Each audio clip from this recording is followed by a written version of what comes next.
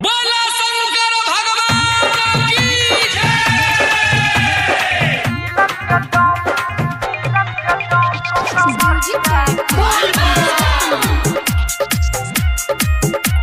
Recording by अग्नि films studio.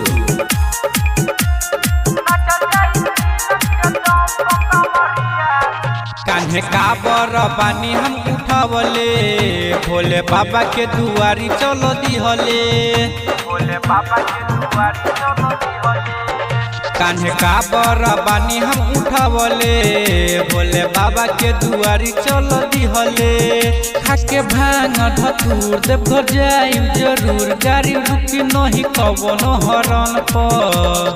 नचल जाई तिलक के दम पर कमरिया, नचल जाई गाजा के दम पर कमरिया, नचल जाई तिलक के दम पर कमरिया, नचल जाई गाजा के दम पर। बोला बोला बाबा बैजनाथ की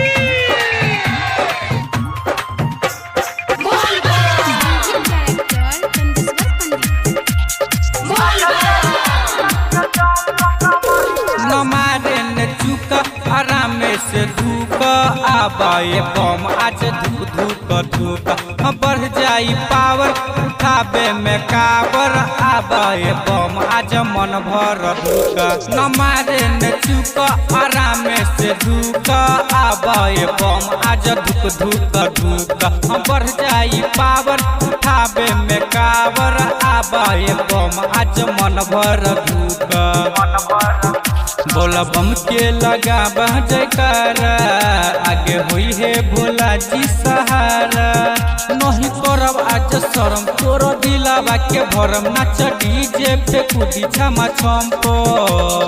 नचल जाई तिलक के दम पर कमरिया, नचल जाई गाजा के दम पर कमरिया, नचल जाई तिलक के दम पर कमरिया, नचल जाई गाजा के दम पर। बोला बोला बाबा बैजनाथ की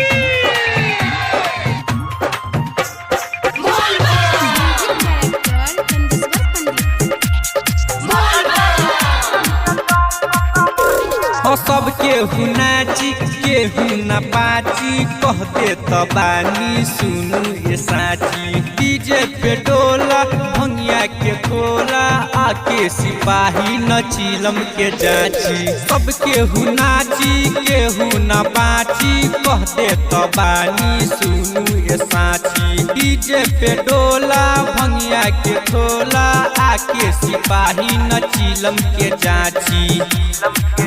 गाना बाजी खाली अगली फिल्म्स के वीडियो बनी त डाले खातिर रील्स पे। कृष्णा रंजन बिहारी चला चलो दी अगाड़ी कृपा करी है त बाबा त हम पे। नचल जाई